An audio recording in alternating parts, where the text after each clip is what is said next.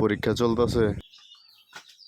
আমাদের এলাকায় একটা মাদ্রাসা আছে, দারুস সুন্নাহ ইসলামিয়া নুরানি ও হাফেজিয়া মাদ্রাসা। সেই মাদ্রাসার বাচ্চারা নূরদুয়ার এক হুজুরের কাছে প্রাইভেট পড়ে। উনি প্রাইভেটে আজকে ওদের পরীক্ষা নিচ্ছে। আর মাদ্রাসায় যারা পড়াশোনা করে তাদের হাতের লেখা একটু সুন্দর হয়। মাদ্রাসা থাকো না তাও লেখাপড়া হইতেছে। আর নুরানি মাদ্রাসা বর্তমানে তো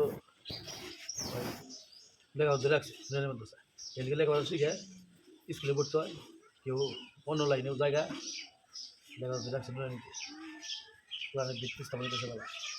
হ্যাঁ, সব লিখবেন, সুন্দর করে লিখবেন। বাঁকা হয় কিনা, আমি লেখা বাঁকা হয় কিনা দেখতেছি। এই যে সাদা কথা লেখাইতেছে না, আমি কিন্তু লেখা কি লেখাইতেছে, আমি সাদা কথা লেখাইতেছি কিনা, বাঁকা হয় কিনা, ভালো হয় কিনা এটা দেখতেছি। আরো ভালো করতে হবে, সমান সমান দ্রুত হয় কিনা। লেখার ভুল হলে কিন্তু সমান দ্রুত না হওয়া, ছোট বড় হওয়া আর মোটা যেগুলো হওয়া, বুঝবেন না। একটা ভুল হলো একটু একটু দেখতেছে, উনি বুঝবেন। উনি লেখার নিয়মটা অনেক সুন্দর বলছেন। এই নিয়ম মানলে প্রত্যেক বাচ্চার হাতের লেখা অনেক সুন্দর হবে। আর আমাদের এই মাদ্রাসার প্রত্যেক বাচ্চার হাতের লেখাই অনেক সুন্দর। আমি কিভাবে দেখলাম, কারণ আমাদের এলাকায় প্রতি বছর এলাকাবাসী সবাই মিলে একটি করে মাহফিলের আয়োজন করে মাদ্রাসার উন্নয়নের জন্য। সেইখানে সুন্দর করে সাজিয়ে গুছিয়ে মাদ্রাসার বাচ্চাদের হাতের লেখাটা নিয়ে রাখা হয়। আর এইখানে বাচ্চারা মাদ্রাসা শেষ করে ওনার কাছে প্রাইভেট পড়ছে। আমার কাছে মনে হয় ছোটবেলায় বাচ্চাদের মাদ্রাসায় পড়ানোই উচিত, কারণ এইখানে তারা আরবি থেকে শুরু করে বাংলা ইংলিশ সব শিখতে পারে।